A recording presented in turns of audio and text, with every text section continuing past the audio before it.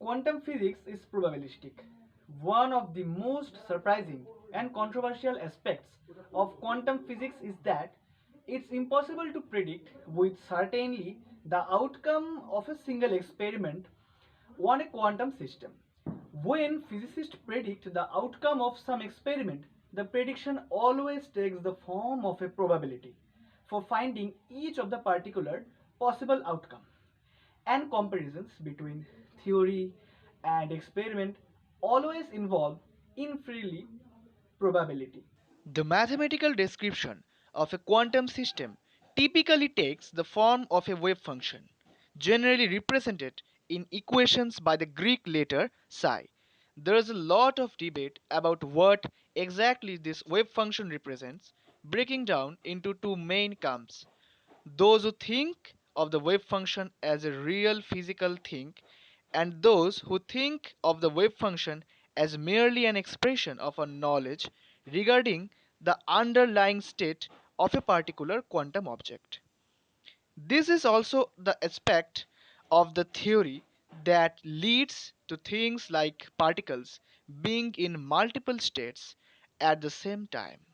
All we can predict is probability, and prior to a measurement that determines a particular outcome, the system being measured is in an indeterminate state that mathematically maps to a superposition of all possibilities with different probabilities.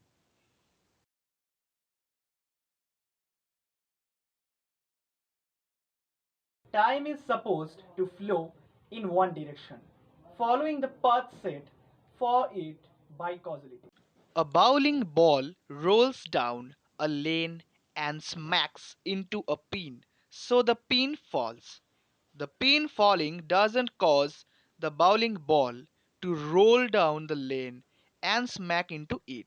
But in the quantum realm, things are fuzzier. A team of scientists in 2018 sent a photon on a journey, one that should have taken it down path A and then path B, or path B and then path A. But thanks to the quantum object function, the way that photon didn't follow one path before the other.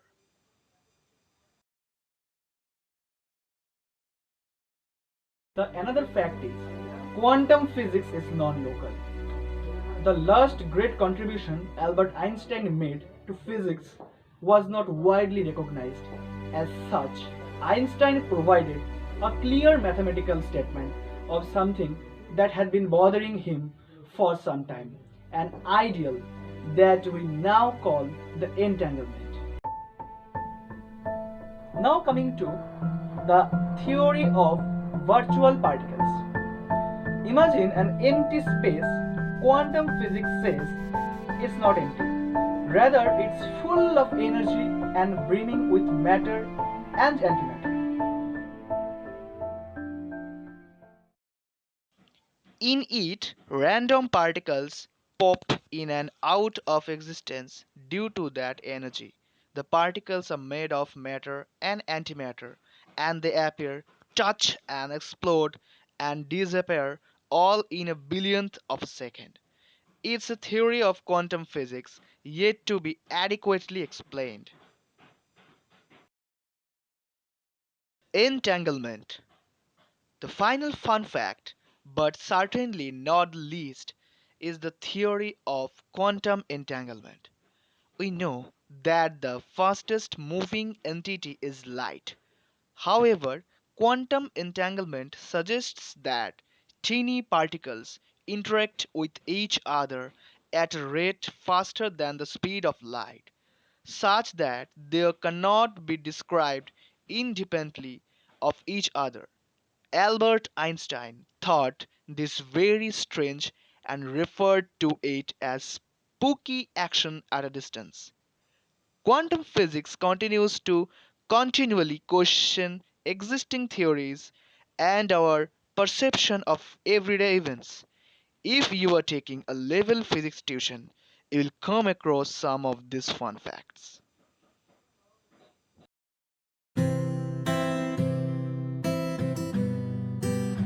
Einstein's photoelectric effect, photoelectric experiment tells us that it's a phenomenon related with electromagnetic radiations. When electron hits a metal material, then which electrons are emitted? That's called photoelectrons. So this phenomena is studied basically in modern physics, solid matter physics, condensed physics, and quantum chemistry. So it has a great contribution to now electronics devices, and that's it. It was the Einstein's photoelectric experimental result equation that Planck's energy is equal to the maximum kinetic energy plus the threshold frequency. I think you know this, guys. So coming to the point, the experimental results disagree with classical electromagnetism, which predicts that continuous light waves transfer energy to electrons, which would then be emitted when they accumulate enough energy. An alternation in the intensity of light would theoretically change the kinetic energy of the emitted electrons. You know that the electrons change the kinetic energy of the electrons with sufficiently light, resulting in a delayed emission. Okay, the experimental results instead show that electrons are dislodged only when the light exceeds a certain frequency.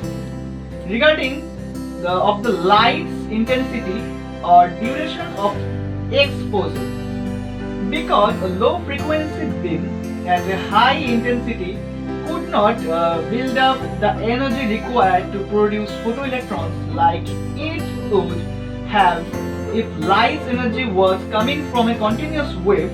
Albert Einstein, it was the equation. Albert Einstein proposed that a beam of light is not a wave propagating through space, but a swarm of discrete energy packets known as photons. So it was the entire concept of photons. I think you know this. So guys, that was all for today. If you like this video, please share it, like it, and don't forget to subscribe our channel. We are coming very soon with the next video in this channel. So stay happy, stay safe, and stay with us. For now, bye bye.